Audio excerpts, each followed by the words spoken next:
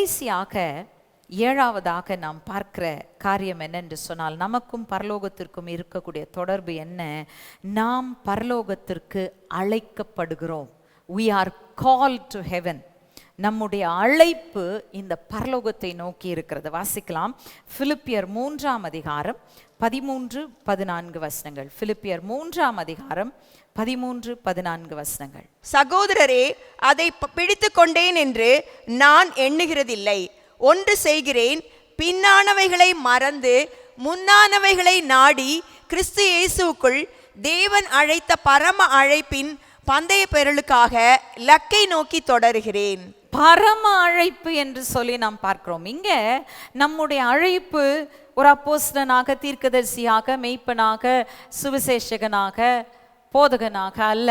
இந்த 5 விதமான அழைப்புகள் இன்றைக்கு உலகத்தில் ஆண்டவர் சில மனுஷருக்கு கொடுக்கிறார். இது தேவனால் கொடுக்கப்படுகிற அழைப்புகள் தான். ஆனால் நாம் பேசிக்கொண்டிருக்கக்கூடிய அழைப்பு என்பது இவைகள் எல்லாவற்றிலும் மேலானது. அது மட்டுமல்ல, அது எல்லா விசுவாசிகளுக்கும் கொடுக்கப்படுகிற ஒரு அழைப்பு. It is not given to some, but it is given to every person who puts their trust in Christ Jesus. மகா மேன்மையான ஒரு அழைப்பு. இது ஒரு உயர்ந்த அழைப்பு, இது ஒரு பரம அழைப்பு, இது ஒரு பரிசுத்த அழைப்பு என்று சொல்லி நாம் பார்க்கிறோம். இந்த உலகத்தில் இருக்கிற அழைப்புகள், நான் சொன்ன 5 விதமான அழைப்புகள் ஆண்டவர் கொடுத்திருக்கிறார் சபையில். அந்த 5 விதமான அழைப்புகள் கூட எதுக்காக ஆண்டவர் கொடுத்திருக்கிறார்னா, தொழுவத்தில் இருக்கிற ஒவ்வொரு ஆட்டையும் அந்த மேலான பரம அழைப்புக்கு நேராக நடத்துவதற்காகத்தான் ஆண்டவர் கொடுத்திருக்கிறார். ஆகவே the highest and the greatest calling is our calling to heaven. நமக்கு கொடுக்கப்பட்டிருக்கிற அந்த பரம அழைப்பு மிக மிக உயர்ந்த அழைப்பு என்று சொல்லி நாம் பார்க்கிறோம். சரி, இந்த பரம அழைப்புல ஒரு பந்தய பொருள் இருக்கிறது, ஒரு பிரைஸ் இருக்கு. அது என்ன பிரைஸ் அப்படின்னு சொல்லி பார்த்தீங்கன்னா, கிறிஸ்துவே இந்த பிரைஸை நம்ம எல்லாரும் பெறணும்னு சொல்லி இந்த உலகத்தில் இருக்கிற நாட்களில் பிதாவை நோக்கி வேண்டிக் கொண்டார். அதை நாம் வாசிக்க போகிறோம். அங்கே என்ன பிரைஸ்னு சொல்லியிருக்கு. அதே நேரத்தில் அதை நாம் பெற்றுக்கொள்ள வேண்டும் என்று இயேசு ஜெபிக்கிற ஜெபத்தையும் நாம் அங்கே பார்க்கிறோம். யோவான் எழுதின சுவிசேஷம் 17ஆம் அதிகாரம் 24ஆம் வசனம். John chapter 17 verse 24. பிதாவே, உலக தோற்றத்துக்கு முன் நீர் என்னில் அன்பாயிருந்தபடியினால் நீர் எனக்கு தந்த என்னுடைய மகிமையை நீர் எனக்கு தந்தவர்கள் காணும்படியாக நான் எங்கே இருக்கிறேனோ அங்கே அவர்களும் என்னுடனே கூட இருக்க விரும்புகிறேன். ஓகே, இங்க டூஃபோல்ட் பிரைஸ். இந்த பரிசுல 2 பகுதி இருக்கு. முதல் பகுதி கிறிஸ்துவுக்கு பிதாவாகிய தேவன் கொடுத்த மகிமையை காணும் பரிசு. 2வது பரிசு என்னன்னா, அவர் எங்கே இருக்கிறாரோ அங்கேயே நாமும் இருக்கக்கூடிய ஒரு ஸ்லாக்கியம். 2 காரியங்கள் நம்ம கேட்கலாம்.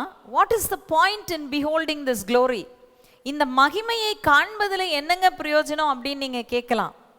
ஆனா அந்த மகிமையை காண்பதில் என்ன பிரயோஜனம் அப்படின்னா, 2 கொரிந்தியர் புஸ்தகம் 3ஆம் அதிகாரம் 18ஆம் வசனம். இந்த உலகத்திலேயே அந்த மகிமையை நம்ம மறைமுகமாக காண்கிறோம். அது நமக்குள்ள ஒரு மாற்றத்தை ஏற்படுத்தி கொண்டிருக்கிறது.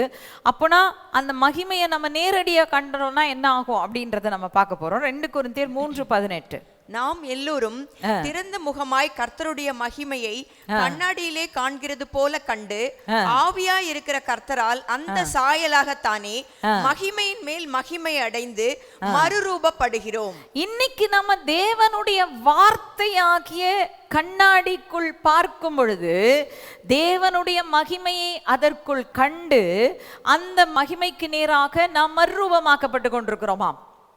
We are looking into the mirror of God's word, seeing his glory, and we are being transformed into that image of glory. அப்போ யோசித்து பாருங்க, இயேசு கிறிஸ்து சொல்றாரு, மறைமுகமான மகிமையும் இல்லை, சாதாரண மகிமையும் அல்ல, உலக தோற்றம் முதற்கொண்டு நீர் எனக்கு கொடுத்த மகிமை, பிதாவே நீர் எனக்கு கொடுத்த மகிமை, அந்த மகிமையை நீங்க எனக்கு கொடுத்தவங்க காணும்படியாக செய்ய வேண்டும். யோசிச்சு பாருங்க, அந்த glorious image, to behold that glorious image. Why does Jesus want us to behold that glorious image? அந்த மகிமையின் சாயலை ஏன் நம்ம தரிசிக்கணும்னு விரும்புறாரு? அவர் இருக்கிறது போலவே நாமும் மாற்றப்பட வேண்டும் என்பதுதான் அவருடைய வாஞ்சை. ஹல்லேலூயா. இது நடக்கும்னு சொல்லி நமக்கு உறுதியும் இருக்கு. 1 யோவான் 3ஆம் அதிகாரம் 2ஆம் வசனம் அந்த உறுதியை நமக்கு அளிக்குது. 1 யோவான் 3:2. பிரியமானவர்களே, இப்பொழுது தேவனுடைய பிள்ளைகளாய் இருக்கிறோம், இனி எவ்விதமாய் இருப்போம் என்று இன்னும் வெளிப்படவில்லை. ஆகிலும் அவர் வெளிப்படும் போது அவர் இருக்கிற வண்ணமாகவே நாம் அவரை தரிசிப்பதினால் அவருக்கு ஒப்பாய் இருப்போம் என்று அறிந்திருக்கிறோம். அவருக்கு ஒப்பாய் இருப்போம் என்பதை நாம் அறிந்திருக்கிறோம். சோ என்ன அர்த்தம்? அவருடைய மகிமையை இப்ப கண்ணாடியில கண்டு கொஞ்சம் கொஞ்சமா அந்த மகிமையின் சாயலா மாற்றப்பட்டு இருக்கோம்.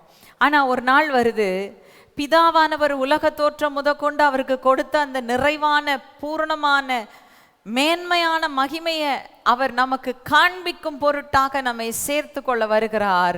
வரும்பொழுது அவர் இருக்கிற வண்ணமா நம்ம அந்த மகிமையை காணும்படியா இயேசு கிறிஸ்து வாஞ்சித்தார், பிதாவின் இடத்தில் வேண்டிக் கொண்டார்.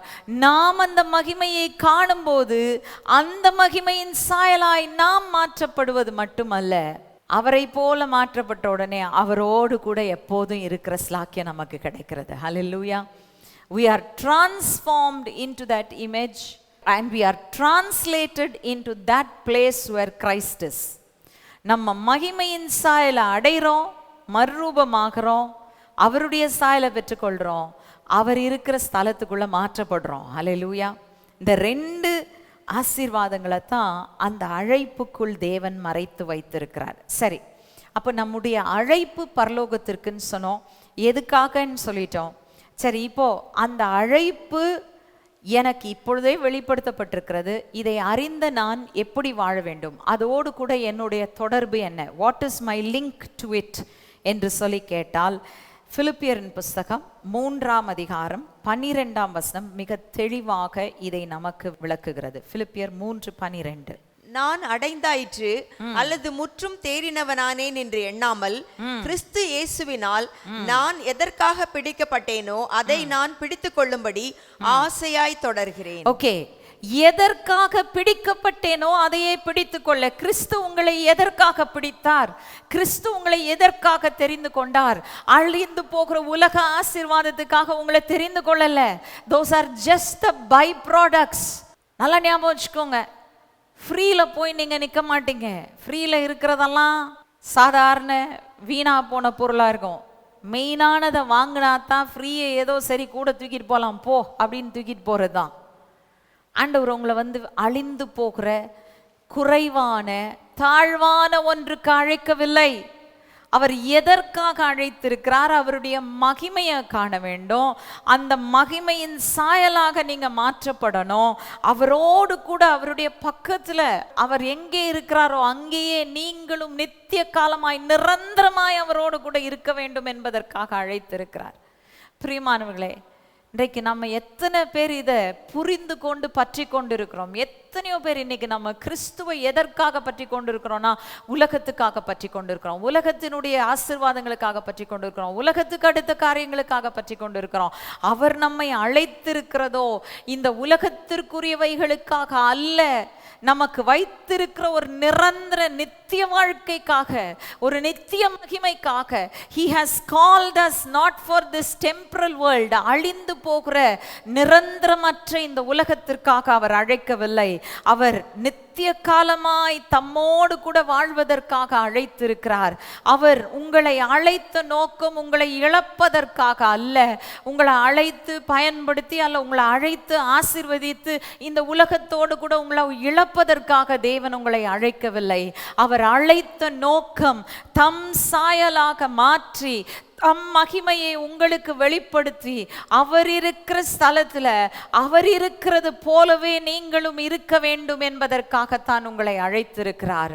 இது நமக்கு கிடைக்கக்கூடிய மகா பெரிய ஆசீர்வாதம். கிறிஸ்தவ வாழ்க்கையினுடைய உச்சக்கட்டமே இதுதான்.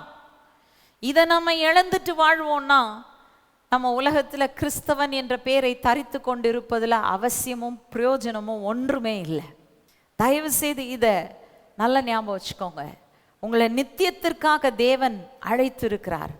தம்முடைய வஸ்திரத்தை பற்றி கொண்டு, to take on the mantle of Christ, கிறிஸ்துவனுடைய அந்த மேண்டிலை எடுத்துக்கொண்டு ஒரு நித்திய நிரந்தர ஒரு கம்பானியன்ஷிப், அவரோடு கூட இருக்கக்கூடிய ஒரு உறவுக்கு தேவன் அழைத்திருக்கிறாரே தவிர, இந்த உலகத்துல தற்காலிகமா உங்களை ஆசீர்வதிச்சு உலகத்துல உங்களை சந்தோஷமா விட்டுட்டு உங்களை இழக்கிறதுக்கு கிறிஸ்து உங்களை அழைக்கல. இன்னைக்கு உலகத்தினுடைய சூழ்நிலைகள் இதை நமக்கு போதிக்காவிட்டால் எதுவும் இதை நமக்கு போதிக்க முடியாது. நாம் வாழ்ந்து கொண்டிருக்கிற உலகத்தை பார்க்க பார்க்க பார்க்க பார்க்க இன்னமும் இந்த உலகத்தின் மேல் ஆசை வைத்து, உலகம் சரியாய் போகும், இன்னமும் நான் உலகத்திற்கு பின்பதாக நான் ஆசை கொண்டு ஓடுவேன் என்று சொல்வீர்களானால் உங்கள் ஆத்துமாவை நீங்கள் இழக்க நேரிடும். பிரியமானவர்களே, அங்க பவுல் சொல்றாரு, ரொம்ப அழகா சொல்றாரு, அடைந்தாயிற்று அல்லது முற்றிலும் தேறினவனானேன் என்று நான் ஒருபோதும் எண்ணுவதில்லை. நிறைய பேர் யோசிக்கிறீங்க, நான் இயேசுவில் விசுவாசம் வச்சுட்டேன் போதும் அவ்வளோதான் ஃபினிஷ்ட். நோ, அடுத்த வார்த்தை சொல்லுது, கிறிஸ்து இயேசுவினால் எதற்காக பிடிக்கப்பட்டேனோ நான் நோக்கங்களை சொல்லிட்டேன், அதை பிடித்து கொள்வதற்கு நீங்க வெறும் யோசிச்சா போதாது, அறிந்து கொண்டா போதாது, ஆசையாய் பின்தொடர்கிறேன். அல்லேலூயா. ஆசையாய் பின்தொடர்கிறவர்களாய் இருக்க வேண்டும். உங்களுடைய வாழ்நாட்களில் ஒவ்வொரு நிமிஷமும் அதை விடாமல் பற்றி கொண்டு பின்தொடர்கிறவர்களாய் இருக்க வேண்டும். இன்னைக்கு உலகத்துல கேட்டு பாருங்க, சிலருக்கு வாழ்க்கையில பெரிய லட்சியங்களை அவர்கள் வைத்திருப்பார்கள். சில நாட்களுக்கு முன்பதாக ஒரு IAS ஆஃபீஸர் பேசுகிறதை நான் கேட்டேன். அவர் சொன்னார், நீங்க உங்க கல்லறை கல்லிலே உங்களை குறித்து என்ன எழுதப்பட வேண்டும் என்று விரும்புகிறீர்களோ அதை நீங்கள் காலையில எழுந்த உடனே சிந்திக்க ஆரம்பிங்க. இரவு நீங்க தூங்க போற வரைக்கும் அதையே நீங்க சிந்திச்சு அதையே பின்தொடர்ந்து போனீங்கன்னா தான் நீங்க அந்த உச்சகட்டத்தை அடைய முடியும். இன்னைக்கு நான் சொல்றேன், உலகத்தை அல்ல கிறிஸ்துவை ஆசையாய் பின்தொடர அழைக்கப்பட்டவர்கள் நீங்களும் நானும். கிறிஸ்து என்னத்திற்காக நம்மை பிடித்தாரோ அந்த மகிமையின் சாயலை பகிர்ந்தளிப்பதற்கும் நம்மை அவர் இருக்கிற ஸ்தலத்துல கொண்டு சென்று தம்மோடு கூட நிரந்தரமாய் வாழ வைப்பதற்கும் நம்மை பிடித்திருக்கிறார். பிரியமானவர்களே, அதை அறிந்து கொண்டு அந்த நோக்கத்தை ஆசையாய் பின்தொடர்ந்து போகாவிட்டால் இன்றைக்கு நமக்கு உலகத்துல பிரயோஜனம் இல்லை. எத்தனை செய்திகளை கேட்டாலும் இன்னமும் நம்முடைய உள்ளம் தடுமாறி கொண்டு இருக்கிறது என்று சொன்னால் பிரச்சனை இருக்கு. ஒன்று மட்டும் ஞாபகம் வச்சுக்கோங்க, ஒரு பக்கம் பரம அழைப்பின் சத்தம், கிறிஸ்துவனுடைய சத்தம், அமர்ந்த மெல்லிய சத்தம், இனிமையான அமைதலான சத்தம். ஆனா இன்னொரு பக்கம் வசீகரமான பலமாய் தொனிக்கிற வேசி ஆக்கிய மகா பாபிலோன் ஆக்கிய உலகத்தின் சத்தமும் தொனித்து கொண்டிருக்கிறது. உலகம் ஊக்குவித்து கொண்டே இருக்கும். இயேசுவை வைத்திருக்கிறாய், என்ன சும்மா வச்சிருக்கிற, அவர்கிட்ட கேளு, அவர் கொடுப்பாரு, அவர்கிட்ட இருந்து புடுங்க, அவர்கிட்ட இருந்து வாங்கு, நான் உம்முடைய பிள்ளை இல்லையான்னு சண்டை போட்டு வாங்கு. மணவாட்டி என்றால் மணவாளனுடைய அன்பு எனக்கு என்ன கொடுக்குமோ அது மாத்திரம் எனக்கு போதும், அதை காட்டிலும் மேலானது எனக்கு ஒன்றும் தேவை இல்லை என்று சொல்வதுதான் மணவாட்டியினுடைய ஸ்தானத்தை பிடிக்கும். எஸ்தரை நினைவு கூறுங்க, ஏகாய் தனக்கு கொடுத்தவைகளை அல்லாமல் வேறொன்றையும் எஸ்தர் கேட்கவில்லை. அந்த ராஜ்யத்தினுடைய ராணியினுடைய பட்டத்தை எஸ்தர் பற்றி கொண்டாள். காரணம் என்ன? she was satisfied with what her guardian gave her. She did not ask for anything more, but she received the highest place in the kingdom. இன்னைக்கு இது உங்களுக்கு எனக்கு நல்ல பாடம்.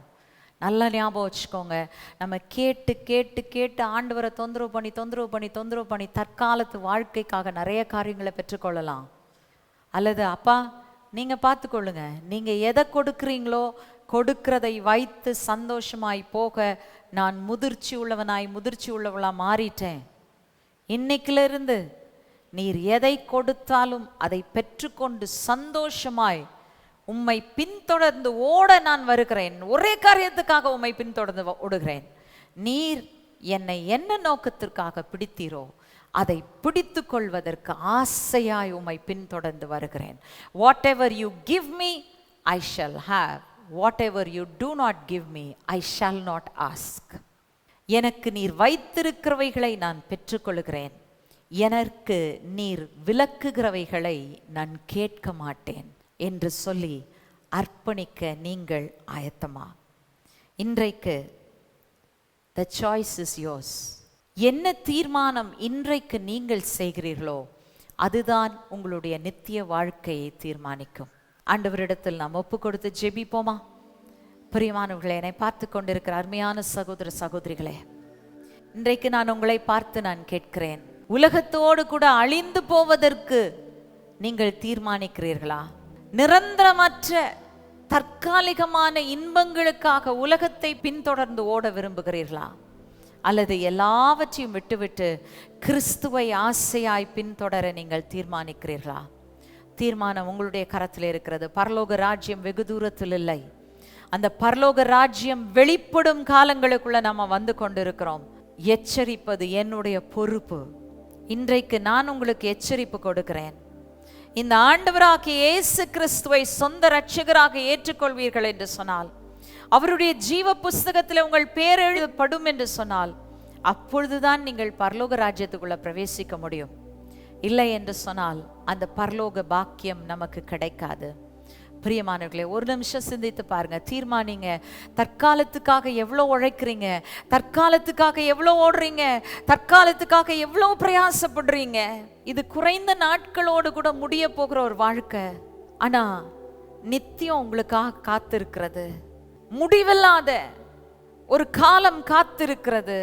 அந்த காலத்திற்குள் நுழையும் போது உங்களுடைய நிலை என்னவோ அதுதான் அந்த காலத்தினுடைய முழு நாட்களிலும் உங்களுடைய நிலையாயிருக்க போகிறது. அந்த காலத்துக்கு முடிவில்லை, நித்தியத்திற்கு முடிவில்லை. தயவு செய்து நல்ல ஞாபகம் வச்சுக்கோங்க. நித்தியத்திற்குள் நீங்கள் அடி எடுத்து வைக்கும் அந்த நேரத்தில் உங்களுடைய நிலை என்னவோ அதுதான் நித்தியம் முழுவதும் உங்களுடைய நிலையாயிருக்க போகிறது. You cannot change that. இன்றைக்கு தீர்மானம் செய்வீர்களா? இன்றைக்கு தீர்மானம் செய்வீர்களா? ரிமஹலமா சந்தரனமா சிங்கரலபா தூரனமலா பாபா பாபா ஓ ரமலா சந்தரபா தூரனமலா சக்கரபல தூரனமலா பாபா பாபா ரிபஹலமா சந்தரனமா சிங்கரலபா சந்தரனமா சிங்கரலபோதுரி பிகரமனமமா. ஹalleluya. Thank you Jesus. Thank you Father. இன்றைக்கு நீங்கள் இயேசுவின் அன்பை உணர்ந்து அவரிடத்தில் ஓடி வருவீர்களா? ஹalleluya. ரீமாலா ஷந்தரலம். ஆண்டவர் உங்களை அழைக்கிறார். ஆண்டவர் உங்களுடைய இருதயத்தோடு கூட இந்த நேரத்தில் பேசிக் கொண்டிருக்கிறார். The Lord is speaking to your heart right now. என் பிரியமான சகோதரனே சகோதரி, இயேசுவை இன்னும் அண்டிக் கொள்ளாமல் இருக்கிற உன்னை இயேசு அழைக்கிறார். ஹalleluya. ரீமாலா ஷந்தரனம சிங்கரபல பாபா பாபா பாபா ஷீரலபா தூரனமலபா ஷந்தரலம். அவருடைய அன்பை நோக்கி நீ ஓடி வருவாயா? உனக்காக அவர் காத்திருக்கிறார். ஹalleluya. Thank you Jesus. Thank you Father. ஹalleluya. அந்த அன்பை நோக்கி பார். சிலுவையில உனக்காக அடிக்கப்பட்ட கிறிஸ்துவை நோக்கி பார். அவருடைய காயத்தின் தழும்புகளில் இருந்து ஓடி வருகிற இரத்தத்தை நோக்கி பார். உன்னை சுத்திகரிக்கக்கூடிய இரத்தத்தை நோக்கி பார். உனக்கு நிரந்தர ஜீவனை கொடுக்கக்கூடிய இரத்தத்தை நோக்கி பார். ஹalleluya. Thank you Jesus. Thank you Father. Thank you Lord. உங்கள் வாழ்க்கையை நீங்கள் தேவனுக்கு ஒப்பு கொடுத்து இருப்பீர்களானால் இன்றைக்கு தேவ சமாதானம் உங்களுடைய உள்ளத்தை நிரப்பி இருக்கிறது. பிரியமானவர்களே, ஹalleluya. என்னை பார்த்து கொண்டிருக்கிற மற்ற ஒவ்வொரு சகோதரனையும் சகோதரியும் நான் பார்த்து சொல்றேன், நீங்க ரட்சிக்கப்பட்டிருக்கலாம், நீங்க இயேசுவின் பேரை தரித்து கொண்டிருக்கலாம். ஆனால் அவர் உங்களை எதற்காக பிடித்தாரோ அதை பிடித்துக் கொள்வதற்கு ஆசையாய் பின்தொடர்ந்து கொண்டிருக்கிறீர்களா? இல்லை என்றால் இன்றைக்கு ஒரு தீர்மானம் செய்யுங்க. ஆண்டவரே, இதுவரையிலும் எதெல்லாம் நான் ஆசையாய் பின்தொடர்ந்தேனோ எனக்கு தெரியாது. ஆனால் எல்லாவற்றையும் தூர எறிந்து விட்டு என்னை பிடித்த நீர் எதற்காக பிடித்தீரோ அந்த நோக்கத்தை பிடித்து கொள்வதற்கு நான் ஆசையாய் உம்மை பின்தொடர்ந்து வருகிறேன். ஆண்டவரே, உலகத்தோடு கூட இருக்கக்கூடிய எல்லா கட்டுகளையும் இயேசு கிறிஸ்துவின் நாமத்தாலே நிர்மூலமாக்கி போடுகிறேன். ஆண்டவரே, இன்றிலிருந்து எனக்கும் உலகத்தின் குரலுக்கும் சம்பந்தம் இல்லை. அந்த நயவஞ்சகமான வசீகரமான சத்தத்தை இயேசுவின் நாமத்தினால என் வாழ்க்கை விட்டு நான் கட்டி அப்புறப்படுத்துகிறேன். உலகமும் அதன் ஆசைகளும் இச்சைகளும் என்னை விட்டு ஒளிந்து போகட்டும் இயேசுவின் நாமத்தினால. ராஜ்யத்துக்குரிய நோக்கங்கள், ராஜ்யத்துக்குரிய விருப்பங்கள் வாஞ்சைகள் மாத்திரம் என்னில் மேலோங்கி நிற்கட்டும். உம்முடைய மகிமையின் சாயலை நான் தரித்து கொள்ள வேண்டும் ஆண்டவரே என்று சொல்லி உங்க கரங்களை உயர்த்தி ஒப்புக்கொடுங்க. பிரியமானவர்களை ஒப்புக்கொடுங்க. நான் உங்களுக்காக ஜெபிக்க முடியாது.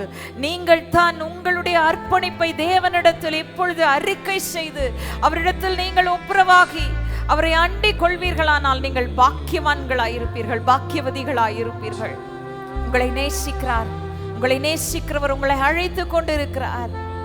அவர் உங்களை கடந்து போக விட்டு விடாதீர்கள். நீர் கொடுப்பது மாத்திரம் எனக்கு போதும் ஆண்டவரே, நீர் விலக்கி இருப்பதை நான் கேட்க மாட்டேன் என்று சொல்லி அர்ப்பணிங்க.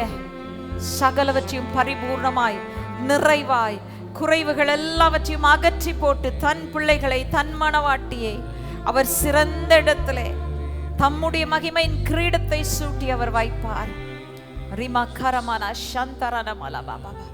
நன்றி அப்பா. ஆண்டவரே, இன்றைக்கு இந்த செய்தியை கேட்ட ஒவ்வொருவருக்குள்ளும் ஆண்டவரே இந்த பரலோகத்தை குறித்ததான ஒரு உணர்வை கர்த்தர் கொடுப்பீராக. உமக்காக அவர்கள் வாஞ்சியாய் வைராக்கியமாய் எழும்ப தேவன் கிருபை செய்வீராக அப்பா. உலகத்தோடு மடிந்து போகாதபடிக்கு எங்கள் ஆத்ம ரட்சிப்பு ஆண்டவரே உம்முடைய பார்வையிலே விலையேற பெற்றதா இருக்கிறபடினால் இன்றைக்கு உம்முடைய பரிசுத்த ஆவியானவர் எங்களை உணர்த்தி எங்களை ஜீவ பாதையிலே நடத்துகிறதுக்காய் நன்றி ஆண்டவரே. தாழ்த்தி எங்களை உம்முடைய சமூகத்தில் அர்ப்பணிக்கிறோம், ஒப்புக்கொடுக்கிறோம். இயேசு கிறிஸ்துவின் நாமத்தில் ஜெபிக்கிறேன் ஜீவனுள்ள அன்பின் பிதாவே, ஆமென். சியோன் விசுவாச தேவாலயத்தில் வழங்கிய மற்ற தேவ செய்திகளை பார்க்க விரும்பினால் யூடியூபில் ZFT சர்ச் என டைப் செய்து உங்களுக்கான தேவ செய்திகளை கண்டு கேட்டு ஆசீர்வதிக்கப்படுங்கள். மேலும் சப்ஸ்கிரைப் செய்து பெல் பட்டனை அழுத்தினால் உங்களுக்கான தேவ வார்த்தைகளை உடனுக்குடன் அறிந்து கொள்ளலாம். இந்நிகழ்ச்சி மூலம் மற்றவர்களும் பயன்பெற ஷேர் செய்யவும். கர்த்தர் உங்களை ஆசீர்வதிப்பாராக.